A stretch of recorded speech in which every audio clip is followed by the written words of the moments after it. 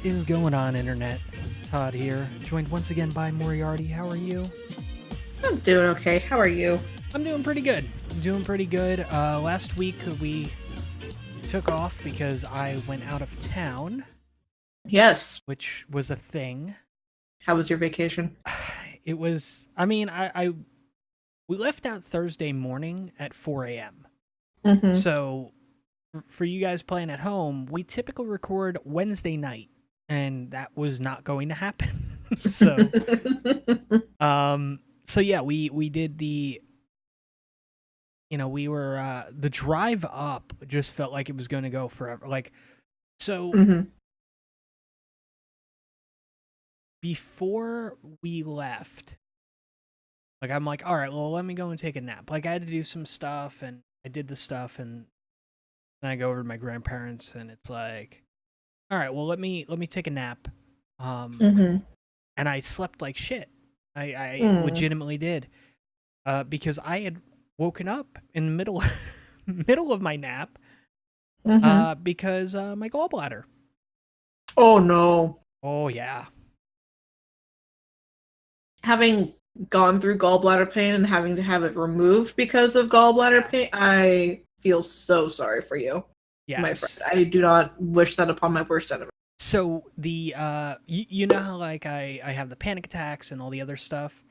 Mm-hmm. So thing is, it's like they've been a lot less frequent as of late. They've been manifesting themselves a little differently. It's not so much the pain. The pain will still happen. Yeah.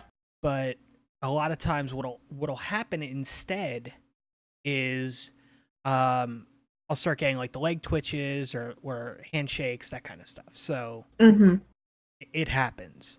And then I'm worrying, I'm like, oh no, what's going on? Why is my hand doing this? And it's it legitimately would be going like this. And I'm like, I'm not supposed to be doing this. Why is this happening? So, but over the last couple weeks, while my panic attacks haven't been manifesting in pain as much, they've still been doing it. I've been starting to get pain in my gallbladder region, which is, there's a 90. So self-diagnosis, didn't see a doctor. Let's be honest. But it's probably gallstones, or what WebMD says everything is cancer. Cancer, yeah. So, though it's kind of funny, when I was trying to figure out what the hell my pain was, yeah, it kept telling me that I had hepatitis or something like that. Yeah, that's another one. But yeah, I was just like, oh no, this is not good. But it also explains a lot of the other stuff, the other issues I've been having as well. So, so basically, I just got to be very careful with what I eat. I ran out to the store today and picked up my diet for the next, I think, 12 days, which is different types of noodles. Yes. Because noodles do not cause me pain. Good. Which, if they did, I would be shit out of luck. Oh my god, I would just be like, I'm not eating. And then, the following week you see me and it's the skeleton just sitting there.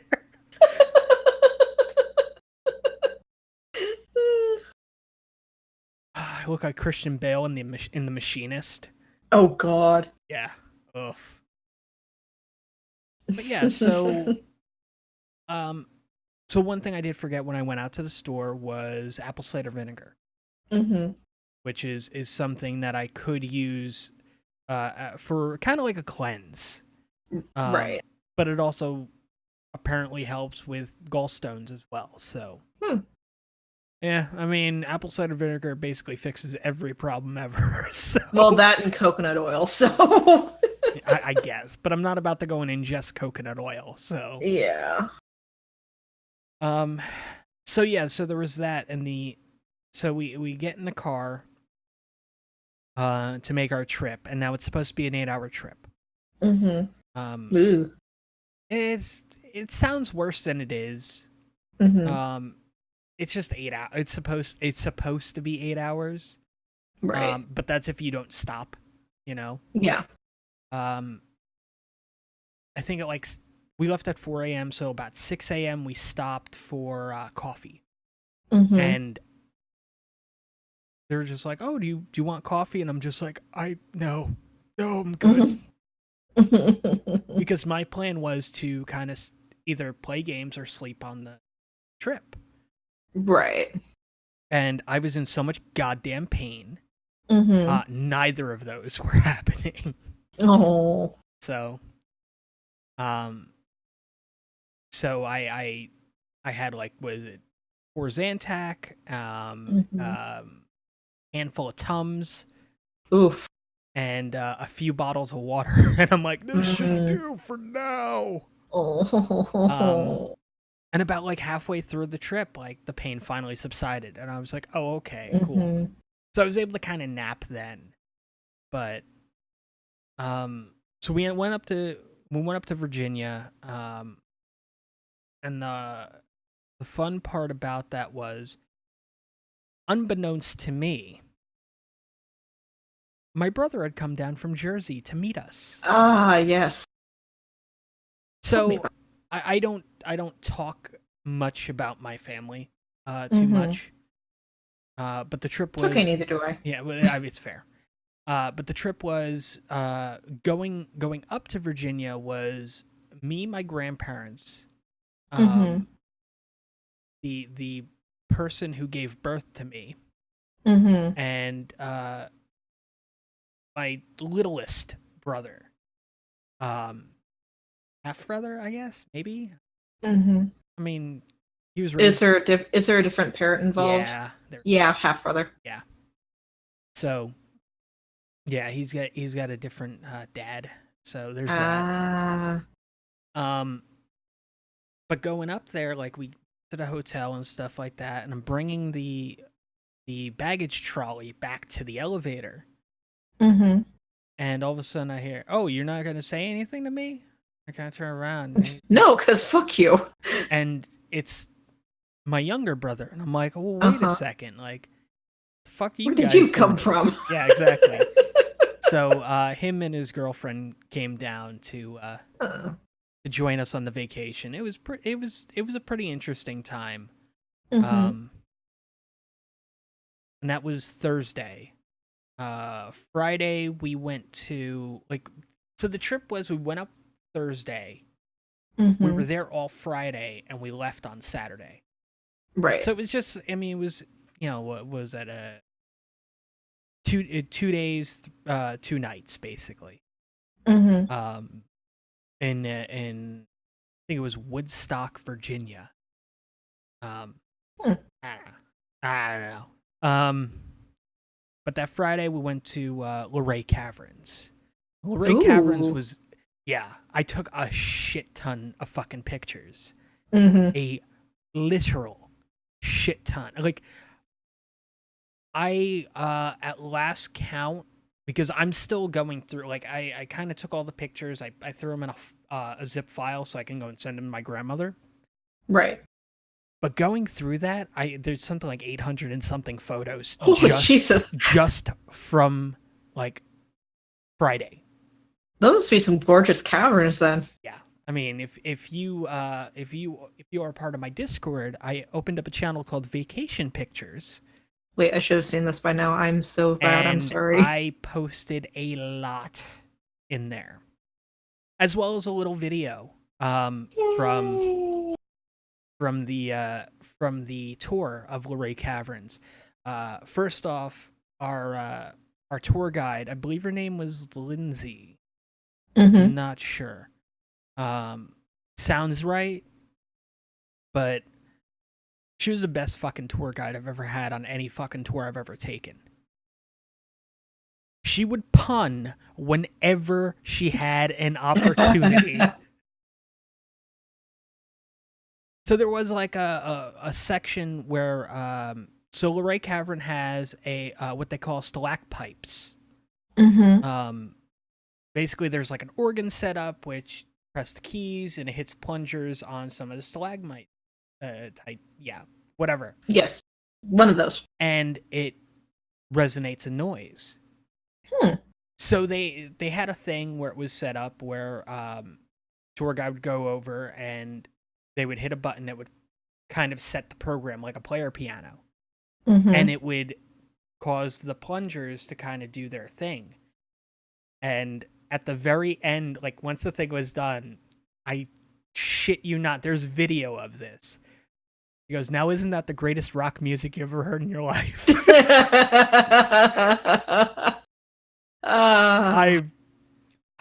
God, it was terrific.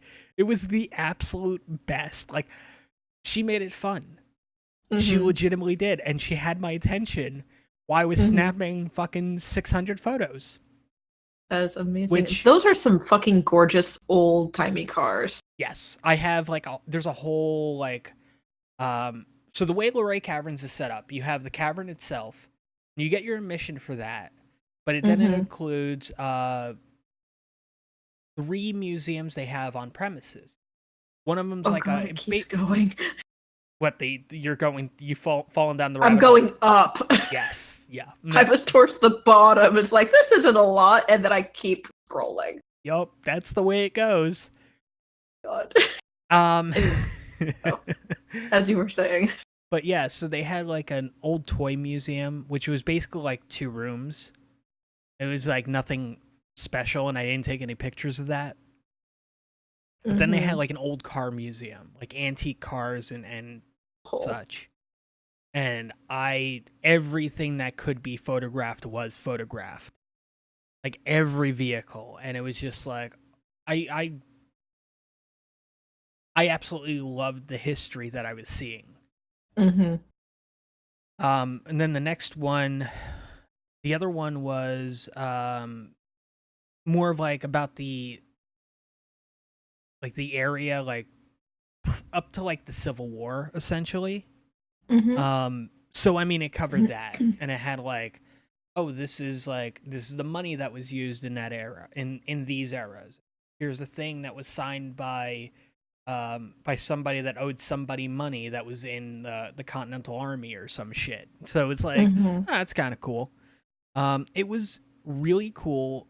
They had a cider place, like they made their own cider there too. I did not get to go to that. Oh. So one thing I noticed when I was in Virginia is there were like, I would just hear about like wineries, like there's like, oh, try our local wine, and I'm like, fuck. And apparently there is like, the Virginia wine scene is huge. Like there are, and I'm pulling this up right now, they have wine festivals and events and stuff like that, but there's more than 300 wineries in Virginia. Jesus. Yeah. That's actually kind of surprising. Yeah, and though it's also kind of surprising when you go to like the middle of Washington, where it's like fucking desert. There's like goddamn wineries everywhere. Yeah, it makes no sense. But then they had on top of that they had breweries, and they had places that did ciders, which I sadly didn't get to go to any of the cider ones. Which is fine. I can forgive you for that. I did get to go to one of the breweries though. Ooh. Now we went there because it's a brewery, and you would expect, oh hey, we do brewery tours. Nope. At least the day we went, they didn't. So, that's so basically I got a flight of 8 and just like kind of sampled what they had, and there was only like 2 of them. I was just like, I don't like these. It was like one of them was a brown ale, I think it was, and I forget what the other one was, but it was just like, there was 2 of them. I was just like, ugh. Yeah. But like their shandy was on point. Both their IPA Shandies generally are. I mean, it was also a 3.8% by volume. So, yeah, there you go. So I mean, it was just like it's no big deal. But then we had like the IPA, which was like an 8.6. Their I think it was their White Oak IPA. Ooh. And it hit every IPA note that I love. And I believe it was called Haskell Brewery, if I'm not mistaken. I can double check that. Yeah, you probably should, because I have the louder keyboard and probably piss people off if I started typing shit. I mean, Meh. No, that's a different. Now Haskell Brewing is Haskell, New Jersey.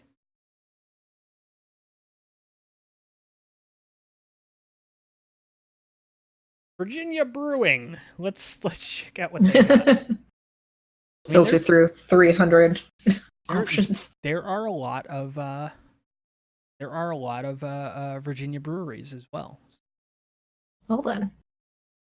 If I see their logo, I can flat out be like, "Yep, that's them." Mm-hmm. The Garden Maze. Oh, are you looking at yeah, I'm looking through your pictures. Yeah. Yup. I mean, it's the thing is it's a very awesome place. It really is. Mm-hmm. I'm waiting for an embarrassing picture to pop up. Oh yeah. Retro doing that. Yeah. Yep.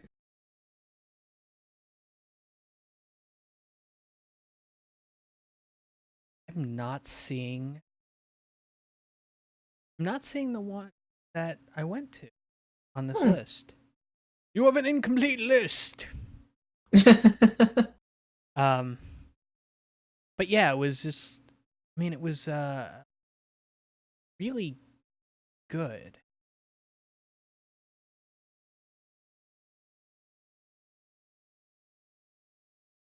I love that in your Discord you have vacation pics and you have dick pics.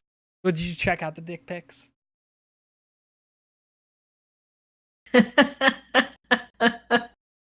I love it. You could thank Sanea for those. Will do. Sanea and Jess. Dick Van Dyke. Yeah. Basically, for those playing at home, in my Discord there is a thing that says dick pics, and it is pictures of people named Richard, or foods, or things that are named Dick. There's no actual phallic photos. There's no actual penises involved. Yeah. And it's terrific though. It really is. And I mean, that's the kind of humor we give in my Discord. Yes. When I use it. Yes. I spend more time in other people's fucking Discords, to be honest. Yeah. So what was the name of the brewery? Hawksbill. Well, okay. Yeah. Yeah, it was Hawksbill Brewing Company. Out of Luray, Virginia. That's how I knew it. That's nice. How I knew which one. But yeah, I mean, they had like a little.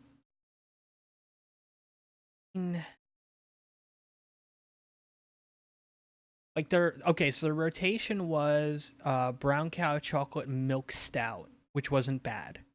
Interesting. Shenandoah Sunrise Porter, which I think was the one I didn't like. There was the Farmer's Brown Ale, which I didn't like, and I could tell you that flat out. Mm-hmm. Then there was the Hooray for Luray IPA, which was pretty good. The Haymaker Cream Ale, which was fucking delicious. Mm-hmm. And those are the regular ones, and then the other ones get they rotate them in and out. So there was like a Shandy, there was the White Oak, and then there was another one, I forget what it was, but it was pretty good. And the whole time, like, so my brother got like 2 flights of 4. So okay, this tells you the amount of communication there is between my family. Are you getting anything? Yeah, I think I'm gonna get something. Okay, cool. And then my brother goes, yeah, let me get a flight of 8. And they're like, okay. So, and it's like, no, actually, let's do 2 flights of 4 of these instead, of these flavors. Mm-hmm. And then my grandfather orders a flight of 4. Mm-hmm. And he's just like, oh, he's an old school, like, beer drinker. Yeah. Like, he's an old German man. So, like, you don't give him IPAs. No. You don't.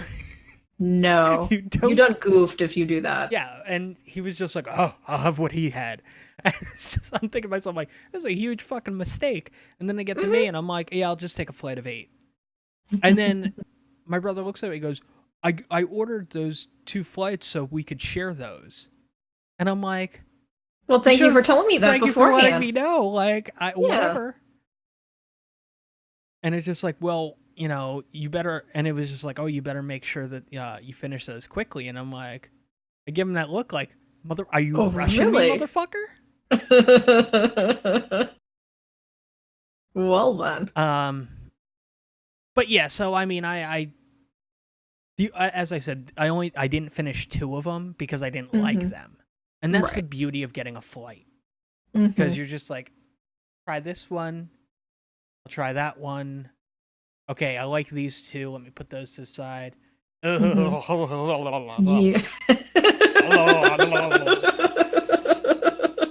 Which was my exact reaction for that brown ale. I would have paid to see that. Get the demons away from me.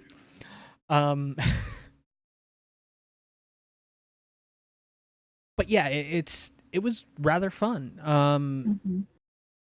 I would absolutely do that again. The trip. It was a lot of fun. Luray Caverns is fucking gorgeous. That whole area has several different caverns. So, I mean, even if like, oh, I saw Luray Caverns already, let me go and check out one of the other ones. I can do that. I mean, I have enough fucking pictures from Luray Caverns. Right. By the way, most of those pictures I was moving while I was taking them. Nice. So, like, and like legitimately, I'll just grab this for example. Like, I pretend this is my phone, and it was just like, oh, that looks nice. Click. Oh, that looks nice. Click. And I'm walking. Oh my goodness. Like, there was no like, oh, let me, like, I was watching my mother trying to take pictures, and she'd be like, all right, everybody, out of my way. Oh, Jesus.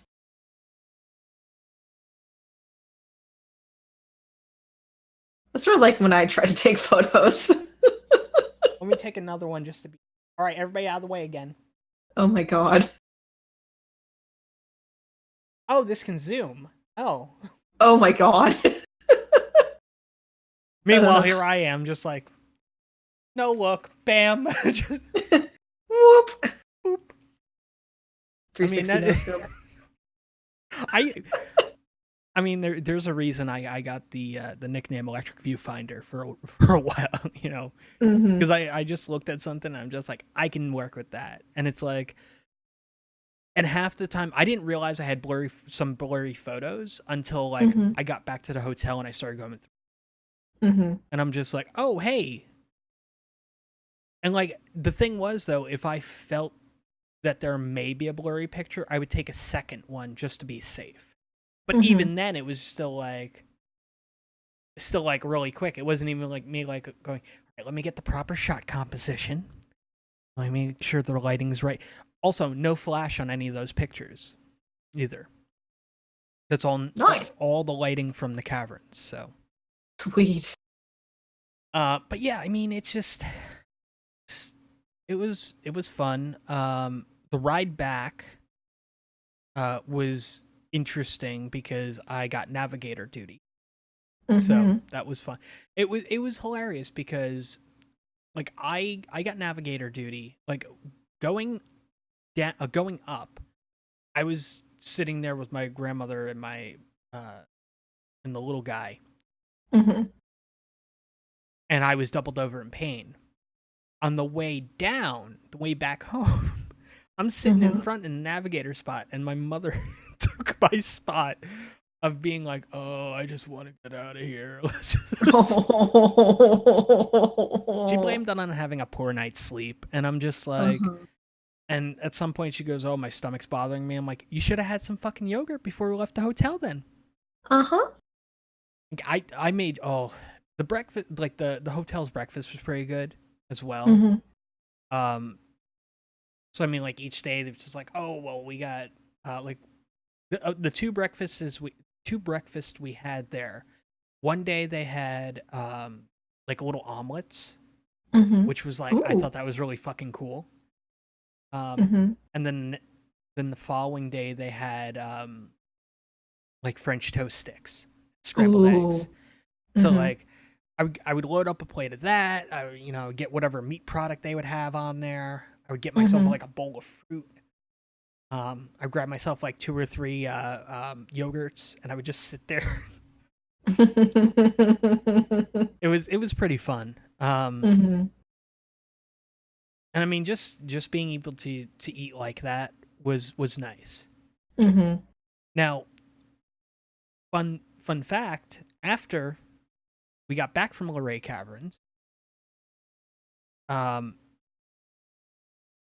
my younger brother decided, hey, let's go bowling.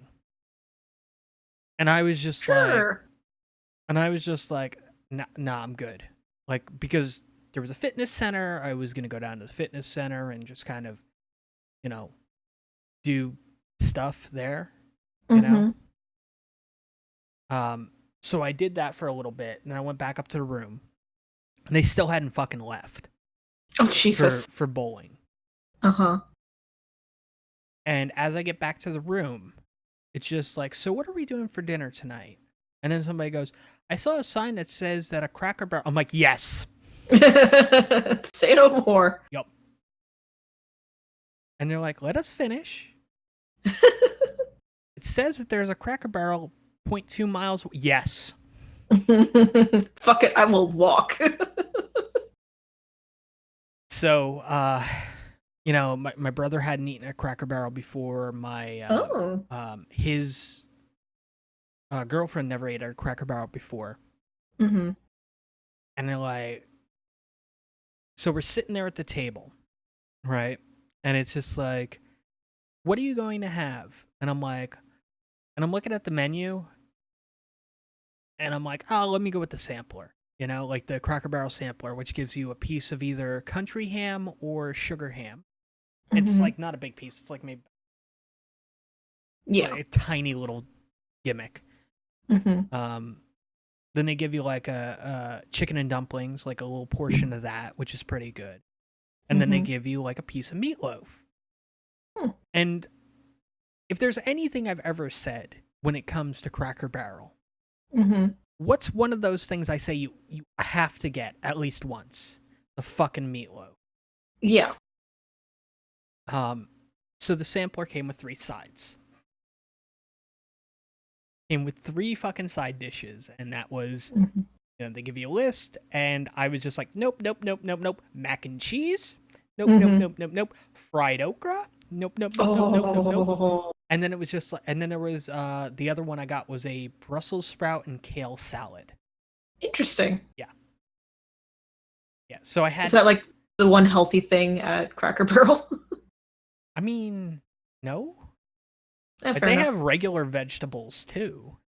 To be fair, the nearest Cracker Barrel to me is in the next goddamn state. Yeah, that's fair. That is indeed fair. But so we did that, and like once I said like, oh, what I'm getting, and all of a sudden my mother kind of like, she starts laughing. She goes, I told you he was gonna get the meatloaf. And I'm like, give her that look, and I'm like, because I know it's fucking good. Like, there's no like, oh, like my brother tried a fried chicken BLT, which was, he was like, oh, it's pretty good. I never thought about putting fried chicken on a BLT, but okay. His girlfriend, I forgot what she got, but when she saw my sides, she was like, I made a huge mistake.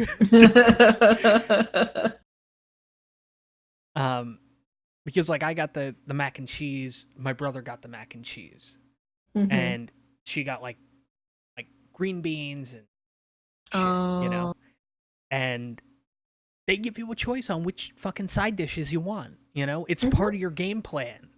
And she saw the mac and cheese, and he goes, "Do you want to try some?" She tries some, and she goes, "I definitely like." This is after she says, "I think I made a mistake." He goes, "Do you want to try some of this mac and cheese?" And she goes, "Sure." And after that forkful, she goes, "I've definitely made a mistake." It was terrific. I will definitely have to get the mac and cheese whenever I manage to get my butt to Cracker Barrel. Yeah, and it's. I mean, I was probably gonna get it anyways. For fuck's sake, it's mac and cheese. Yeah. I mean, the only thing better than that would be if you could just tilt your head back and they can pour the cheese down your throat. Like, that's the only way it would be better. But it's God, imagine if like Cracker Barrel did that with like that cheese that you like melt and then you like pour over whatever. Mac and cheese with more melty cheese. I mean, their mac and cheese is pretty on point. I don't think you can improve on it much. Yeah, probably not. Unless you do like a stuffed mac and cheese, where each little macaroni has like a piece of cheese in it. I've always wanted to try like deep fried mac and cheese. No? I mean, I would probably I make that face, but I would try it. Yeah. I still want to try the deep fried Twinkie. I have yet to be able to have one. Just for the novelty of it. Yeah. Yeah. I'm also and now I'm thinking of like deep fried butter and other shitty fair foods that you can find. It's like, I don't know how far down the rabbit hole I want to go there. I'm just gonna point out there's certain people listening that have basically said that every podcast we do brings up food. Welcome to the food podcast, everybody. Enjoy. Yep, it's part of the gimmick bag. That's what's going on here. Exactly. The gimmick is food, and then wrestling later. Yeah, we'll get to the wrestling. We'll get there eventually. We'll get to the wrestling stuff later. I mean, there is some stuff to cover on that. Obviously, there's the Extreme Rules pay-per-view, which neither of us watched. Nope. We watched the pre-show. We watched we watched part of the pre-show.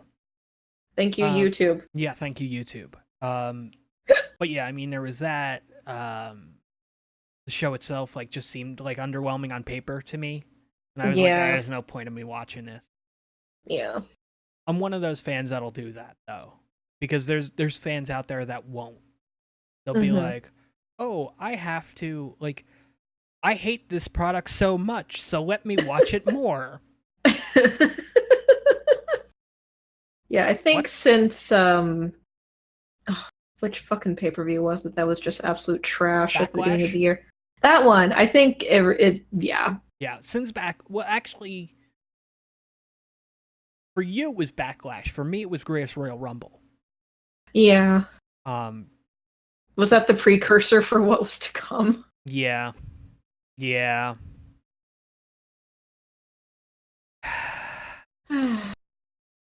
end sigh. Yeah. But yeah, it's just I love that sound clip, by the way, and I really need to go and get something together where I can just kind of press buttons and play sound clips, because that's got to be a thing. Yes, because that'd be on there, and Steiner Math. Oh, easy. Steiner Math, easy, yeah. But yeah, I mean, it's just there's just certain things though.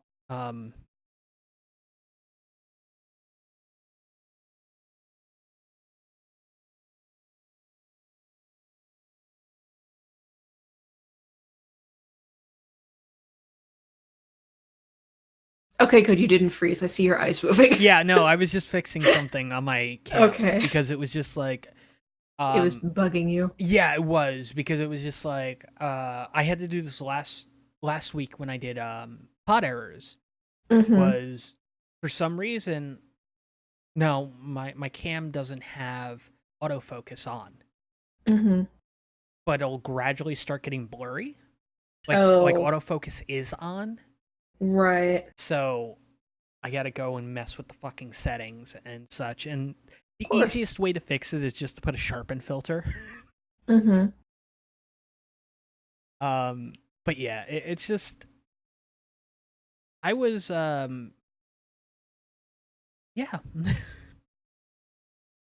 But yeah, no, so by the way, Cracker Barrel. Yes. Let's have some real talk here. If perchance you're looking for a podcast to perhaps sponsor, I know 2, maybe 3 shows that would gladly take your endorsement. I know Gimmick Bag would. Yes. I know Pod Errors would. I'm pretty damn sure Brothering Around would. It's possible. But yeah, it's just I was like I could just like I went on a like once I found out that my brother's girlfriend never went to a Cracker Barrel, Mm-hmm. I made it my mission where it was just like because it's not even that like and I even said the thing said the thing where I go even to my little brother where I said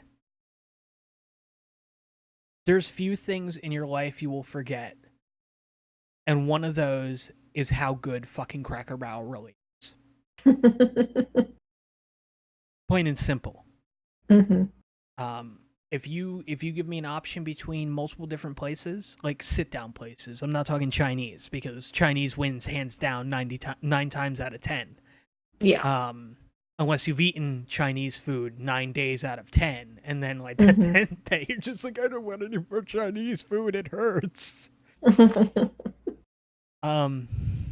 Especially when you're a finicky eater and you get the same fucking things every time. Yeah. Which probably bring us into a topic, but Yeah. I mean that's the thing. But Cracker Barrel, like I've never had bad food nor bad service from a Cracker Barrel. I will legitimately say that of every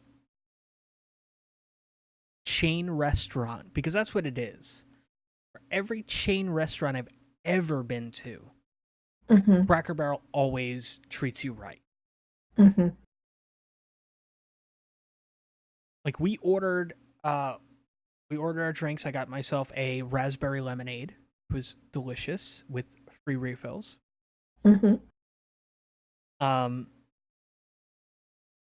And then like we ordered our food, and the food was, I mean, how long do you think you would expect to wait on a meal to come out? Like most places you're looking like 15, 20 minutes, right? Yeah.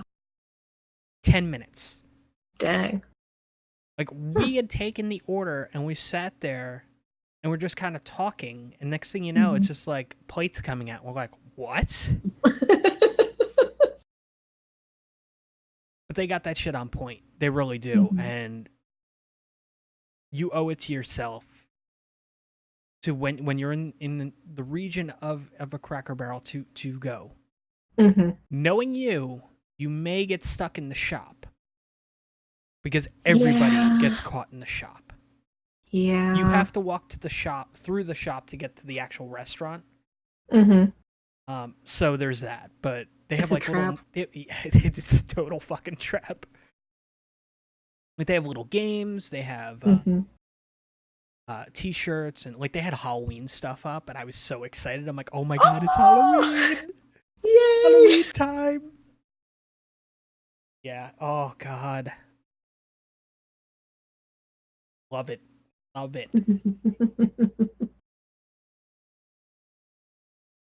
So the highlights of my vacation was Array Caverns and Cracker Barrel. Sounds fantastic. It's legitimately Cracker Barrel's the highlight of every vacation. If you go to a Cracker Barrel. If you don't, then you're doing it wrong. You're vacationing wrong. Like, legit wrong.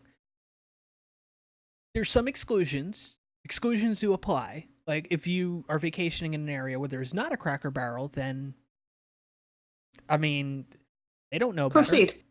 They don't know better. So, yeah. I mean, just go about, get whatever you want. But if you do vacation area and there is a Cracker Barrel, at least one meal at that Cracker Barrel, and you will not regret it. Fair enough. I do. Can't believe I'm gonna do this. Can't believe Oh dear.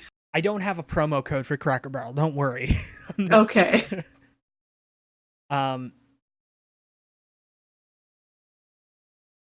But was it there? Oh, go to the one. I'm looking at their menu. Mm-hmm. I mean, they got daily specials. They got burgers, sandwiches. Okay, so there's sides, right? So they have sides of the day, which right now, like, so today's Wednesday technically, but whatever. So Sunday and Wednesday they got boiled cabbage. Monday and Thursday they have cornbread dressing. Friday, Saturday, Tuesday, Friday, Saturday they have lima beans, and Thursday, on top of the cornbread dressing, you can also get sweet potato casserole. Now the veggies inside, you got the country vegetable plate, fried apples, home-style fries, breaded fried okra, mixed green side salad, Brussels sprouts and kale salad, coleslaw, sweet whole baby carrots, hash brown casserole, loaded hash brown casserole, steamed broccoli, whole corn kernels, whole kernel corn, turnip greens, mac and cheese. That's where it's at. Country green beans, mashed potatoes and gravy, fresh seasonal fruit, fresh apple slices, pinto beans, dumplings. Yes, without the G. Baked potato or baked sweet potato. Those are your. So I mean, those are pretty serious sides. As for the, like, their entrees though, like, so like they have their standard entrees. So of course you can get like your beef entrees, your roast beef, your country fried steak, meatloaf, 10-ounce ribeye, grilled sirloin, half-pound hamburger steak, which is a hamburger without the bun. Like, let's be fucking honest. Yeah. Chicken and dumplings, chicken tenderloins, fried chicken, which just sounds. I stupid. I can't. Yeah. Apple cider barbecue chicken breast, fried chicken livers, and on Sunday, you can get the Sunday homestyle chicken. It's like the only day that has a specific thing. Country fried shrimp, U.S. farm raised catfish, haddock, and lemon pepper grilled rainbow trout. Grilled pork chop, sugar cured ham, hickory smoked country ham, and then of course there's the Cracker Barrel sampler. You have a with that one there you have it comes with 3 sides, and made from scratch buttermilk biscuits or corn muffins. Oh. Yes.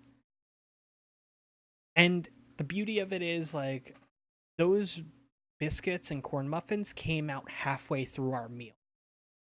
Like, we were already eating and then they came out. Like, it was pretty nice. But yeah, I mean, like, there's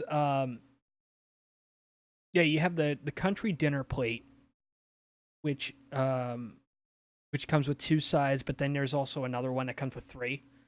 I forget what they fucking call it. But yeah, I mean, it's just, I want to go to Cracker Barrel again. I want to do a Cracker Barrel again. Because honestly, like, they're, like, legitimately one of the, as I said, they're one of the best places I've eaten.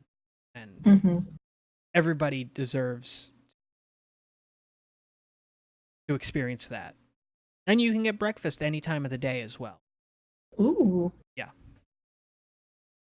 You can get your pancakes. You can get your old timer breakfast, which is like hash brown, bacon, and eggs.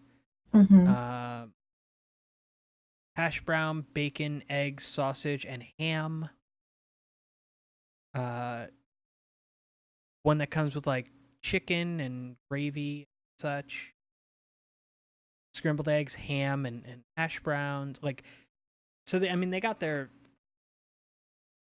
they got their breakfast menu, which you can get, and it's one of the things that makes Cracker Barrel very interesting, because everybody could be having like their entrees, and I could be like, let me get Mama's French toast breakfast, which is like, was it four? It's 4 pieces of French toast, sausage, and eggs, and I'm just like, yes.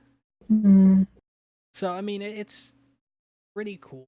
I really like any place that'll allow you to do that. Like IHOP. Like I would go to IHOP at like 2 in the morning.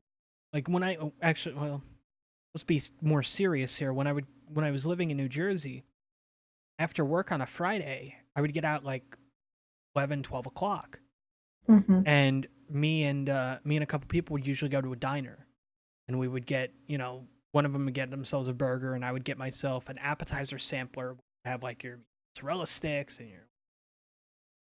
and your buffalo chicken and all the other stuff, and then like that would be my appetizer, and it's like a thing meant for like 4 fucking people. So I would get that, and it's just like, and for your meal, and I'm just like, I'll have number 4 breakfast special. And like people at the table, the first time I did that, looked at me and they're like, dude, you got yourself like a dinner appetizer. And now you're getting yourself fucking breakfast. Like, what is this shit? And I'm like, I like breakfast. I will not turn down breakfast foods. One of the greatest things about being an adult, Quote unquote. Yeah, use the quotes, is being able to eat breakfast whenever the fuck I want. Like, it's not like this, hey kids, we're having breakfast for dinner night, and it's just like, oh, that sounds cool. It's just like, hey, I feel like it's 1 in the morning, let me make some pancakes, like, oh, it's oh yeah. I'm just thinking about fucking delicious breakfast foods. God damn it, why do I do this to myself? Salivating here. Like, yeah, me too.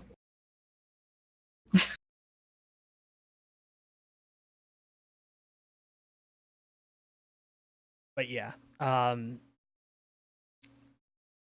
mean, so that was, I mean, we just spent like 50 minutes on my vacation.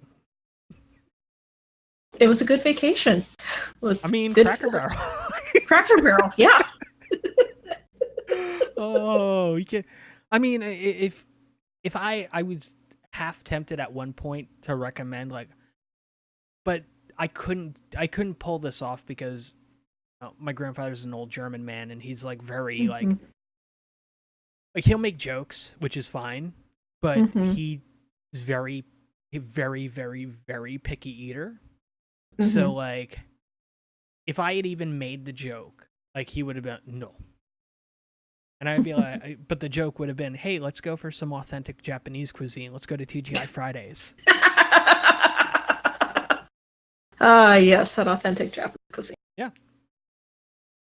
But yeah, it's just, I don't know. Like, I mean, it was a good time, and I was actually able to kind of, like, I spent time in the pool at the hotel, spent time in the fitness room working on my legs a bit, because I really can't do much else.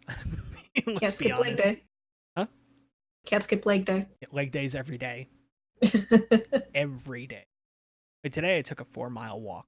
So nice. Yeah, I mean, it's just, it is, but it isn't. Like, I took the 4-mile walk out of necessity because I had to go to the store. So it was like, it was a little bit more than a 4-mile walk, because the store is 2.5 miles from me. The one I went to anyway. So 2.5. So yeah, about 5 mile round trip. Nice. Which, I mean, people be like, "Oh, why did you just drive there?" I don't know. Because I currently don't have a vehicle. That too. I could have, in all actuality, I could have asked somebody to take me, and I was just like, you did the healthy thing and walked. I don't like inconveniencing people. Yeah, that too. That's the biggest thing. But anyway, what went on with you last week? Not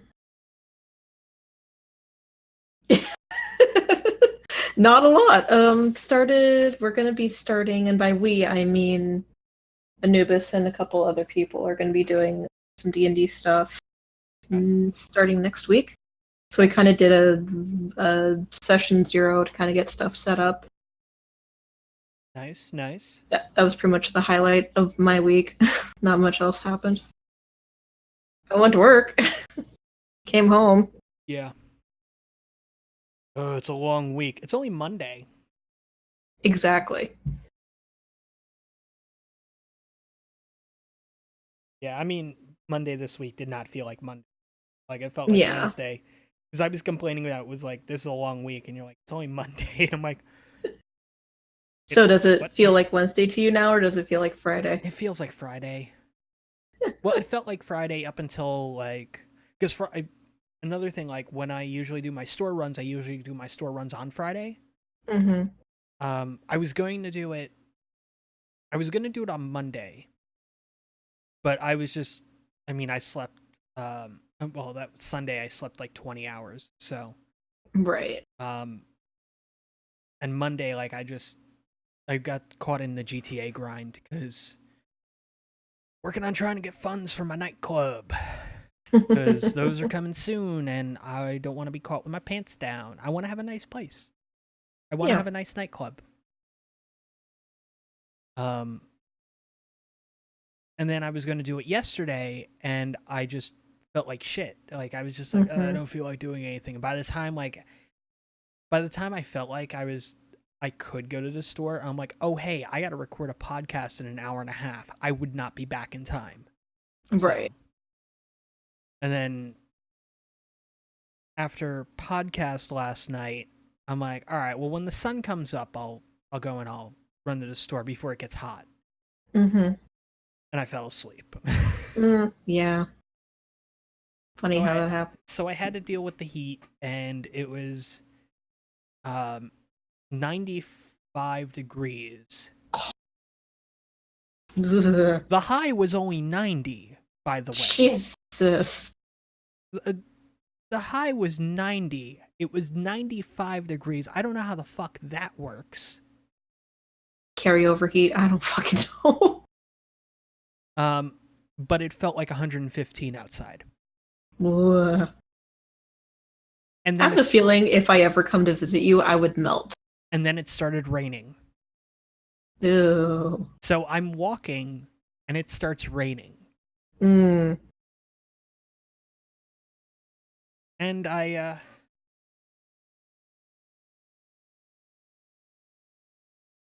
had this little guy keep me company.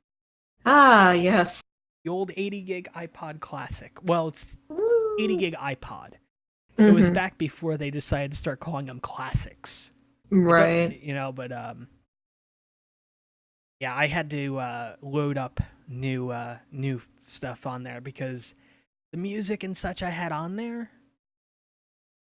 it sounded like an early 2000s Hot Topic.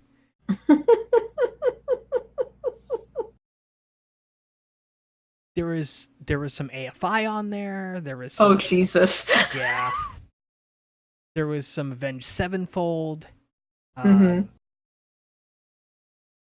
There was just some weird shit on there. And now it's got like AFI and Avenged Sevenfold and Alanis Morissette and the Cranberries and Bjork. Yeah. Jesus. I have a wide range in music. Also, I can tell. It's got TechnoAx on there, who, by the way, is who we use for our music for the podcast. Big shout out to TechnoAx, technoax.com. If you are looking for music to use in your projects, whether it's live streaming, YouTube videos, podcast, feature films, video games, check out TechnoAx. TechnoAx will help hook you up.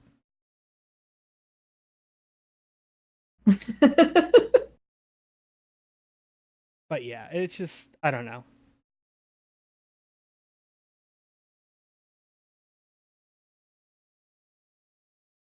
But yeah, so you did a dry run on a D&D campaign.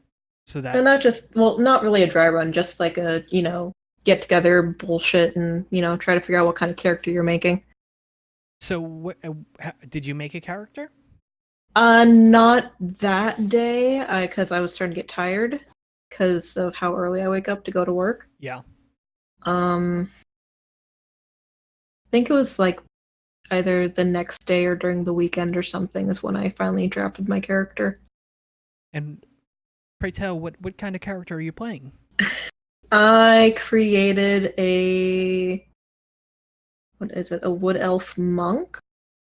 Let me pull up my character sheet, or try to. Because I got to choose the genre for whatever goddamn reason. I think that's my DM's hugest fucking mistake ever, and I deeply regret it. And I went with contemporary fantasy, so kind of like Dresden Files-ish, kind of a dealy bob. Okay. Have you read the Dresden Files? You do know that there's a Dresden Files RPG, right? I did not know this. Yeah, it's done by Evil Hat. Evil Hat. It's powered by the Fate engine, which is a dice pool system where you roll essentially d6s, but instead of having pips or numbers on them, they have two sides have blanks, two sides have minuses, two sides have positives. So there's no fucking math. Right. It's a great system. I mean, I have what is it, the Fate System Toolkit and all those books, and I actually think that the dice I have, because I have some Fate or fudge dice as they were referred to, which are more thematic. But I also have a set of Fate dice which I kickstarted, and I think it's the Dresden Files Fate dice, if I'm not mistaken. But yeah, I mean, it's if that's the kind of world you like Fate is a terrific system to work with to begin with because of how easy it is to kind of craft a world in. Right. So, but yeah, they've had a Dresden Files one before, and I know they're working on, if they haven't already released, a new edition of the Dresden Files RPG. Ooh. I'll have to look into that later. So, the DM likes to use Roll20, the website, to kind of just like have a map and character sheets and stuff there. Which I think is really fucking handy. It really takes out a lot of the guesswork for someone who doesn't really know everything. Yeah, I can understand that. It is quite nice. So I created a monk class elf. Fae elf thing. And we're all starting at level 1. And I got I think one of my first rolls was an 18, which I put into Dex. And a few other good rolls. So starting out, I have an armor class of 19. That's pretty damn good. So my character has more AC naked than Anubis's does fully armored. Yeah. Yeah. It's the best thing ever. But yeah, we're going to be running that next Thursday, I do believe. That's cool. Are you guys running that weekly or bi-weekly? Bi-weekly. One of the probably a good guys is idea. going to be streaming it, which, meh. Yeah. Like, I was the only one that was, like, kind of against it, but, like, everyone else was just cool with it, so I was like, okay, sure, why not? You know, it's one of those things where streaming RPG is not the easiest thing to do. Right. Mostly because you have to, like, half of playing an RPG is people sidetracking and bullshitting. Mm-hmm. And when you're streaming, you can't do that. Right. And you also have to pay attention to your chat, which is another fucking issue. So, that's why that's one of the reasons I haven't done a streamed RPG. So, right. See, I blame you.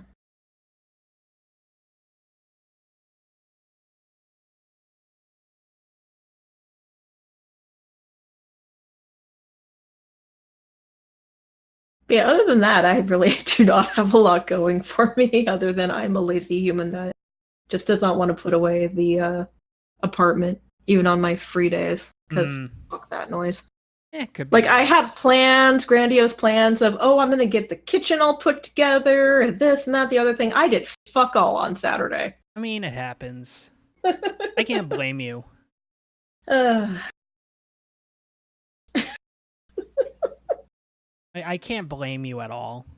Mm-hmm.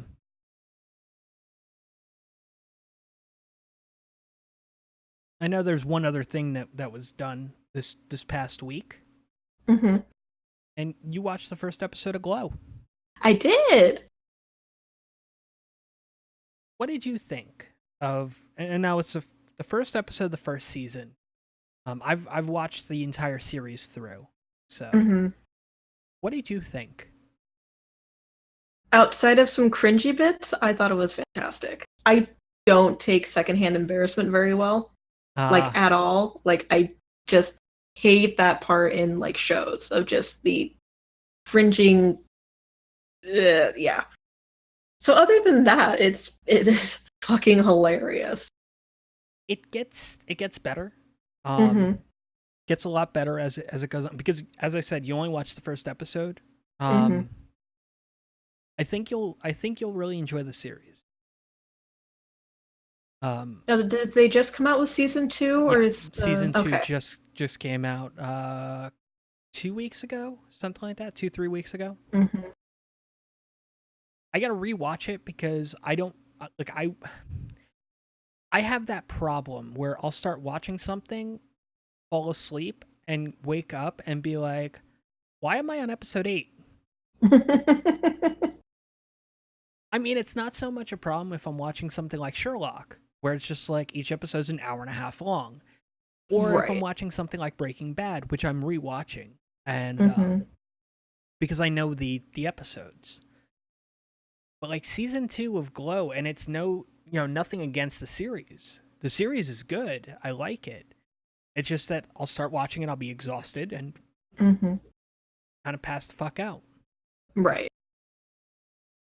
But yeah, it's yeah.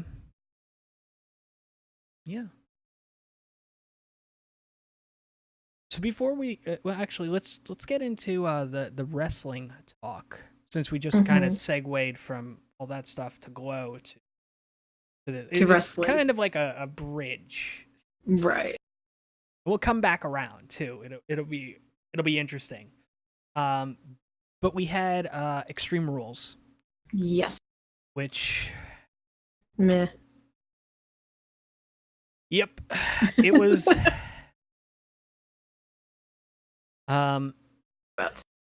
yeah, it was something I'm glad we didn't watch based on the way the show went. There was a lot of title changes. Surprisingly. Yeah, legitimately. Like, I was seriously surprised. And a return and a heel turn. Yeah, I mean, a much needed heel turn. Yeah. Trying to pull up the Raw results. trying to just get to the card so I can kind of run through it. Yeah, so one of the things with the card was originally it was going to be the main event was going to be Roman and Lashley, and the opening match was going to be the Iron Man match. Mm-hmm. But apparently, Papa Vince wasn't at the show, so they decided it's a bad idea. Let's have the Iron Man match end the show, and we'll kind of put Roman and Lashley somewhere in the middle. So, so we had our pre-show matches, and I mean, I went back and I watched the Andrade Cien Almas versus Sin Cara match. Mm-hmm. It's pretty good. Andrade went over. Then there was a tables match between Sanity and the New Day, which was all right. And that was the pre-show. Like, pre-show had 2 matches. I was kind of happy about that. It's what they should be doing with the pre-show. Yeah. Especially when you have like a roster, like when you have 2 shows, and which is another thing I found funny because both of the pre-show matches were SmackDown matches. There should be a Raw pre-show and a SmackDown pre-show match. That's the way I look at it. Right. There were no cruiserweights on the card. That's well, I mean technically Sin Cara can probably be a cruiserweight, but there was no cruiserweight match, no purple rope guys. So I found that kind of interesting. We opened the show with the B team going over the Deleters of Worlds, and they proceeded to celebrate the entire show. The entire show, they celebrated that they had won, which is cool. I mean, I'm fine with that. Then we had Finn Balor up against going over Constable Corbin. I fucking hate calling him Constable Corbin. I know. Then we had Carmella going over Asuka. Now, the stipulation here was James Ellsworth was in a shark cage above the ring. He picked the lock of the cage and got involved, you know? Yawn. Then I kind of wish he did the Enzo thing where he lubed himself up and slid out and got knocked out. I think him, I guess we could only do that once, I suppose. think him being the worst pinata ever is better, though. Because like gets caught and he's just hanging there. She just kicks the shit out of him. Which makes me think that they're getting closer and closer to doing intergender stuff, right? Because this isn't the first time, nor is it the last time. I mean, it's not the first time, it's not the second time, it's like the 4th time we've had, you know, a situation where it's basically a man on a woman, and that's fine. I'm fine with that. Right. In a wrestling context, by the way. Yes. I'm fine with that. It's, I mean, if the workers are confident enough that they could pull it off, then by all means. I mean, there's some people that they make their bookings as intergender wrestlers. I mean, hell, fucking Ellsworth, that's what he's doing on the indies, you know? And then we also have famous dick wrestler, Joey Ryan.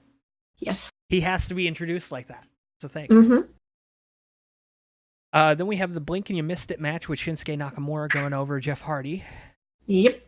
Low blow before the bell rang, and then a Kinshasa, and the match was over. And then Randy Orton comes out, makes his return. Slash heel turn. And takes Jeff to Dick Kick City. So, with Nakamura looking on in confusion and then admiration. Yeah. Then we had Kevin Owens going over Braun Strowman in the cage match, only because Braun threw Owens off of the cage through an announce table. Oh god, that was a beautiful spot. Yeah. Oh. Earlier in the show, we had the Bludgeon Brothers assaulting Team Hell No. Mm-hmm. So Bludgeon Brothers did go over Team Hell No. For most of the match, it was the Bludgeon Brothers in a 2-on-1 against Daniel Bryan. Mm-hmm. Then Kane came out and then we had Bobby Lashley going over Roman Reigns. Yay. Then we had Alexa Bliss going over Nia Jax in an Extreme Rules match. Meh. We had Because, fuck that body positivity and other bullshit she was trying to tout. Then we had AJ Styles going over Rusev, which isn't surprising. No. And we ended the night with Dolph Ziggler against Seth Rollins in that Iron Man match. Mm-hmm. The fun part is Rollins had, if Rollins had kept pace and everything like that, he could have won it. Right. He was up 3-0. Mm-hmm. And then he blew that lead. Oh, Jesus. Yeah, so first fall, pinfall, second with La Casita, Rollins got that fall. Second fall after the blackout. Third fall after disqualification. Because Drew McIntyre got involved. So he's up 3-0, right? Mm-hmm. It's like, all right, cool. Then Ziggler got the fourth fall with a lateral press.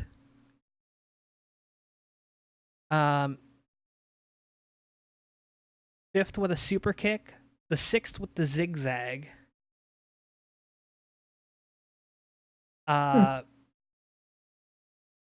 So it ended with them in oh no, wait, hold on. He got a seventh fall with a folding press and his feet on the ropes. So Ziggler's now up 4-3. Mm-hmm. Rollins sunset flip pin on Ziggler ties it up to 4-4. Time expires. So they go into one last fall. And Ziggler won with a so Rollins knocks McIntyre off the apron, and Ziggler hits the zigzag and retains the IC championship. The Pittsburgh fans were not kind to this, kind to the show to begin with, especially this long main event. Mm-hmm. If they had this go on, which is another interesting bit, because the WWE Championship hasn't main evented a show since before the brand split. Jesus. Yeah. A co-branded show. Mm-hmm. So I don't know. Are you saying that the IC title is more important than the WWE title? Is that what you're trying to tell us? Or are you guys just lazy writers and you just fucking throw darts and go, yeah, we'll do this? All in all, it wasn't a amazing show based on everything I've seen. I mean, I wouldn't have been happy with it. Mm-hmm. I mean, it feels very much like after Mania, they just don't give a shit until after SummerSlam. So, SummerSlam will probably pick up a bit and it'll be like, oh, that's a good show. But everything between Mania and SummerSlam, it's just like, we tried. Sorry. But yeah, it's the thing. There is something to look forward to this summer, and that is the Mae Young Classic. Yeah. So the Mae Young Classic, the second annual Mae Young Classic, has been kind of they've been kind of announcing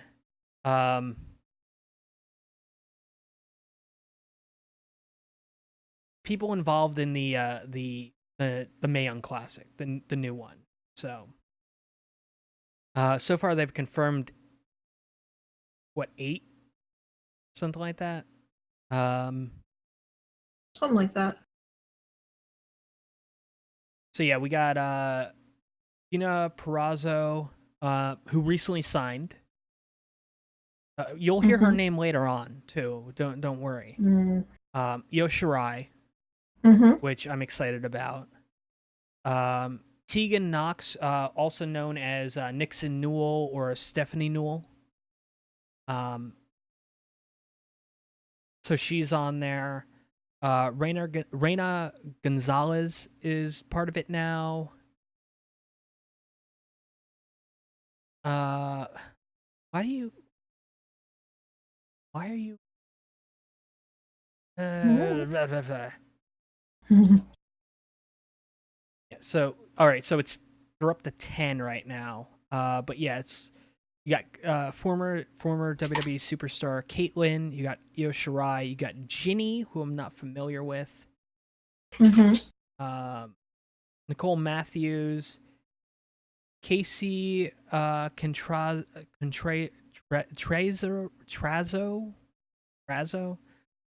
Rhea Ripley, 6, and then Dina Perazzo, Tegan Knox, Reina Gonzalez,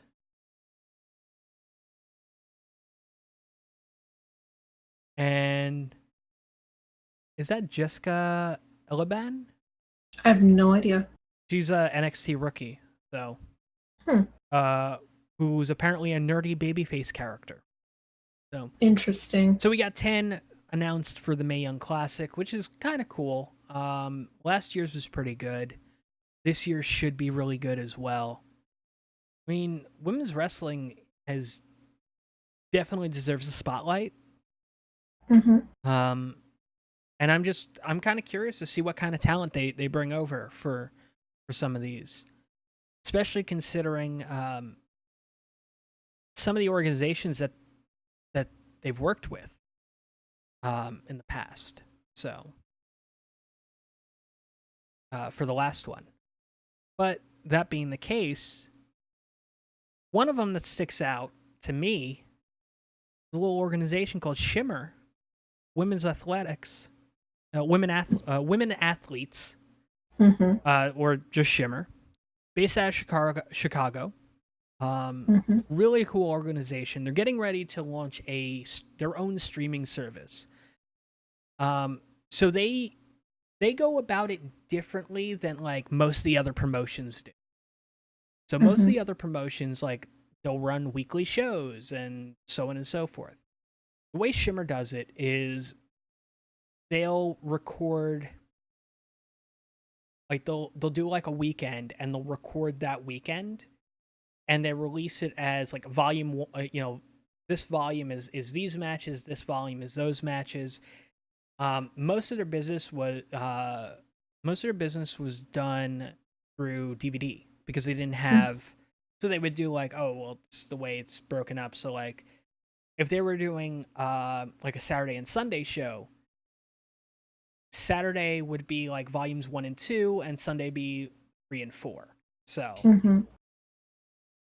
but I mean, they got some talent.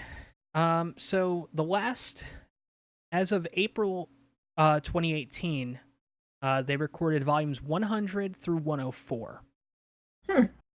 And the workers on the card, workers on those events were Britt Baker, Brittany Blake,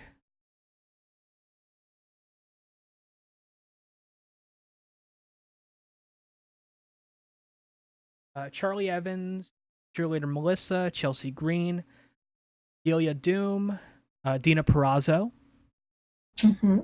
Dust, Hudson Envy, Jessica Troy, Kellyanne, Kira Hogan, Kimberly, Chris Wolf, Leva Bates, Lufisto, Madison Eagles, Marty Bell, Mercedes Martinez, Mia Yim, Nicole Matthews, Nicole Savoy, Rachel Ellering, Rain, Rhea O'Reilly, Samantha Heights, Shazza McKenzie, Shotzi Blackheart, Tessa Blanchard, Tony Storm, Vanessa Craven, Vita Scott, and Zoe Lucas. So those are the ones that were on the last roster. Some of those we've seen in the past with the Mae Young Classic. Right. You know, we know Dina Perazzo has a contract with NXT now. Britt Baker, it's only a matter of time for her, Right. especially considering she's linked with Adam Cole, baby.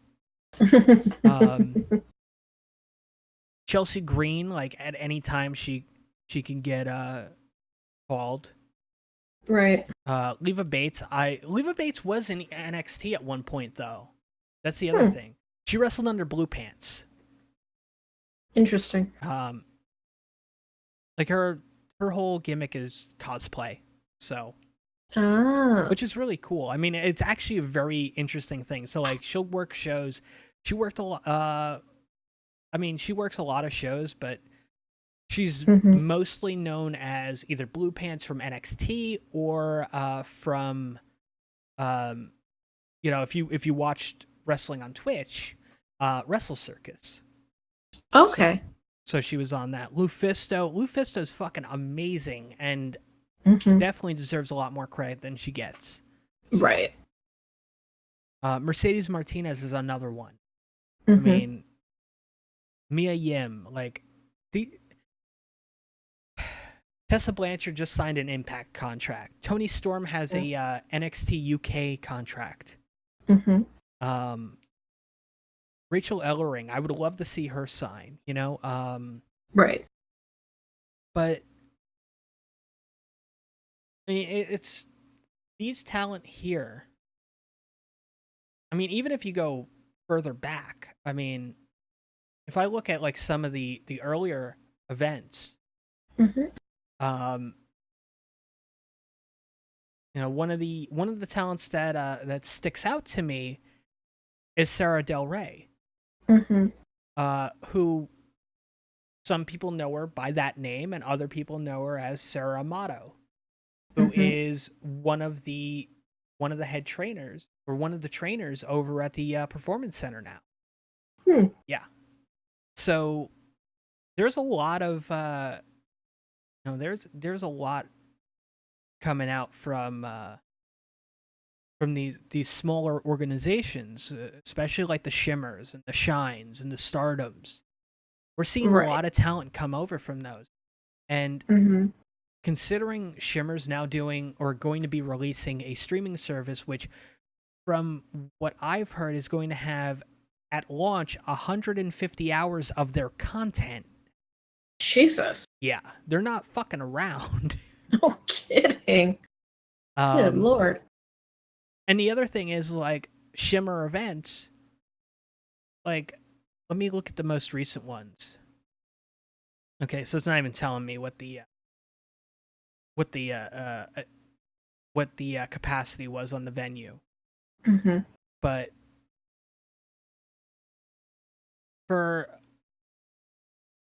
if it was at the Eagles Club in Berwyn, Illinois, that venue only holds 180 people. So it was a very small crowd. But yeah, looks like that's where they do like 90% of their tapings at. And that's pretty amazing. considering. So you figure that they wrestle in front of like 180 people or whatever, and you could say that as like a negative thing, but as somebody that sat in one of those smaller crowds, we catch them fucking up a lot more. So they have to be on their A game a lot more than, let's just say a 10,000 seat venue where, Right. you're not close up to the ring. You can't see every little thing. They have to protect their match, Right. unlike, what most venues are like now. So, nothing but respect to them. Like, Oh, absolutely. In all honesty. And I don't care. I don't care if it's Shimmer, it's Shine, Stardom. I mean, any of these. Like, I pulled up like a whole list of like women's promotions in the United States. Like, Stardom's in Japan, so like whatever. But some of these I'm not even sure if are still around. Like, you have Arena Chicks. Chick Fight, which Dangerous Women of Wrestling, which I mean, I guess it's still a thing.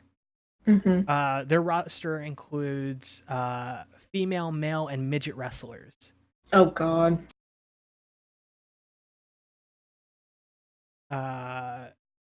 You have, that's one that's defunct. The Delta Tiger Lilies, 1988. Ugh. Double Team Wrestling, which is another one that's like pretty much defunct. I mean, it was 1984. Since it is an erotic wrestling promotion, fans can order custom matches with the wrestlers competing in costumes, bikinis, topless, or nude. Oh, jeez. That's exactly what I need. Yeah. Dropkick Divas, which I guess they're still around.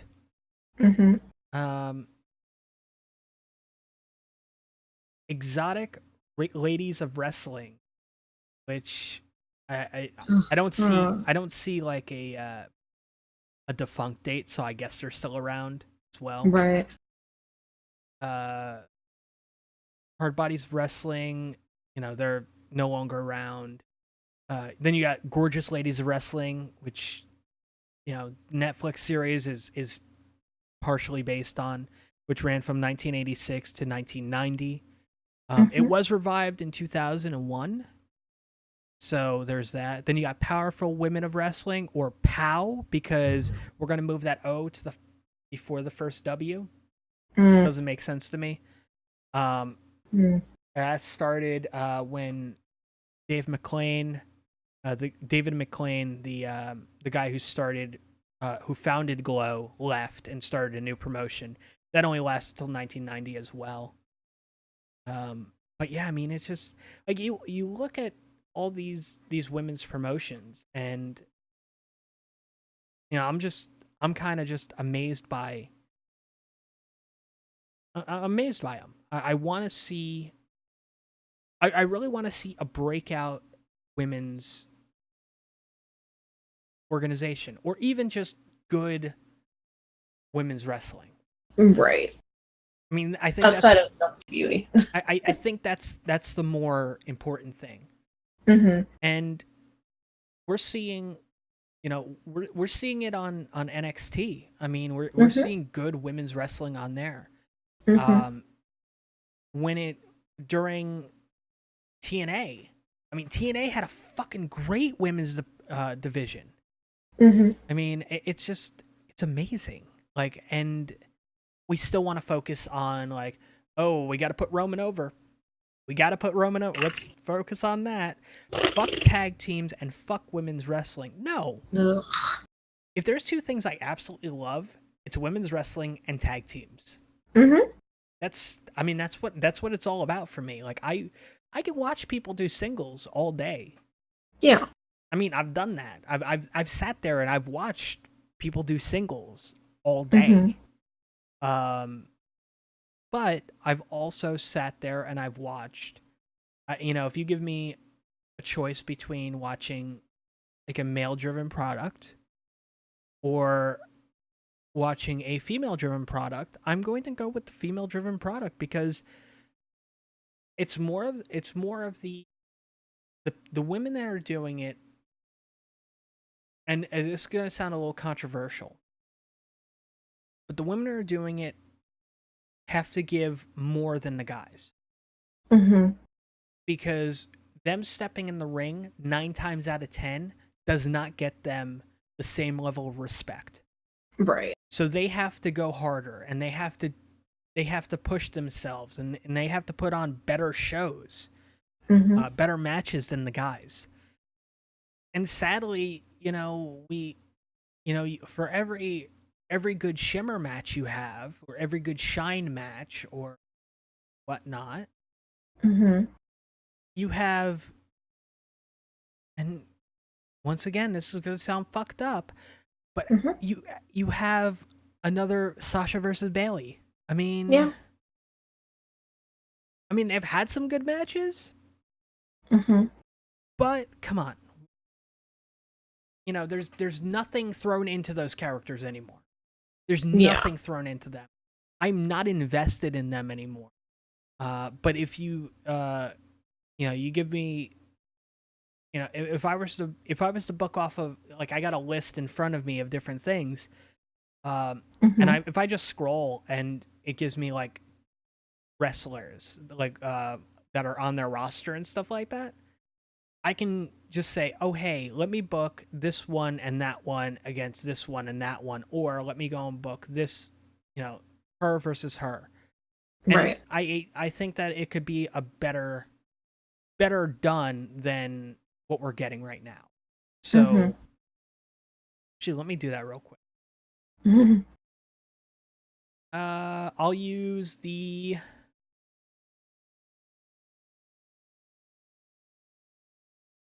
Yeah, let me use the Slammin' Ladies roster. Slammin' Ladies was founded July 2nd, 2004 by Lexi Fife. It filmed custom matches that customers can design the match type, including frequent intergender matches and the book talent, blah, blah, blah. Right? So this actually works perfect for this. So let's just say I want to book let's book And I'm looking at the list going, I can't book them because they can't wrestle anymore because of health issues. So I'll take Leva Bates, right? I'll have her and Mischief. We'll have those two. We'll have Leva Bates, Mischief, and Serena Deeb in a triple threat. I feel that could be a good match, just based on the fact that first off, I'm familiar with most of their work, right? Right. I'm not super familiar with Mischief, but I'm confident. Like, the names come up enough that I'm confident in their work. It has her name hasn't come up like Shelly Martinez has, where it's like, oh, hey, did you see that Shelly Martinez botch? Like, it's just like, hey, have you seen that Mischief match? It's like, it's one of those things. So I feel that, like, just by doing that, or throwing darts even, I could be like, oh, I could book a better match than what WWE is doing. And personally, I think that, all in all, until we can get to a point where the women's wrestling is taken seriously, I mean, they're the future of the business. They're very much the future of the business. Like, let them have a tag division. You have enough of them on the roster. Let them have a fucking tag division. Yes. Give them more than 5 minutes of TV time for all of them. Like, don't be like, all right, well, we got a women's match. It's gonna run 5 minutes. You two out there. Yeah. Meanwhile, you have the rest of them sitting in the back, going like, what the fuck are we gonna do? You're gonna manage that one, and you're gonna come in through the crowd. It's no, fuck it. But anyway, best of luck to Shimmer on the launch of their streaming service. It's definitely something I want to check out. Because I'm not super familiar with Shimmer. Mm-hmm.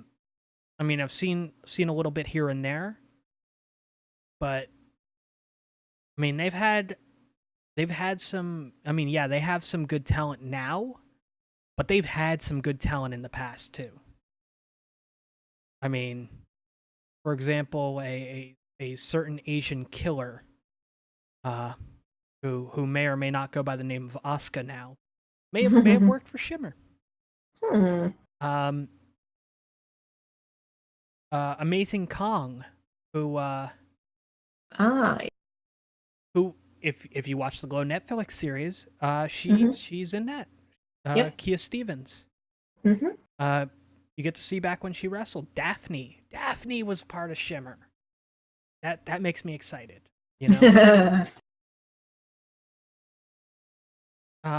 Nikki Rocks. I mean, I'm scrolling through these names and I'm just like, oh shit! Like this is just really cool. Like this is terrific, and I can't wait for them to release the streaming service, because I feel it'll definitely reach a new audience that wouldn't previously been able to, because as I said, it was all through DVD sales before. Right. And who wants to, for lack of better terms, who wants to go and sit there and buy 104 fucking DVDs? Nope. Where you can get a streaming service and you're like, oh, I feel like watching this event, or I feel like watching that event, or oh, well, I'm not interested in the first 3 matches of Shimmer 24, but Mercedes Martinez versus Madison Eagles, and the International Home Wrecking Crew against the Pretty Bitchin'. Against Pretty Bitchin' sounds like a great match. Like, oh boy. it's pretty much what it comes down to. I'm just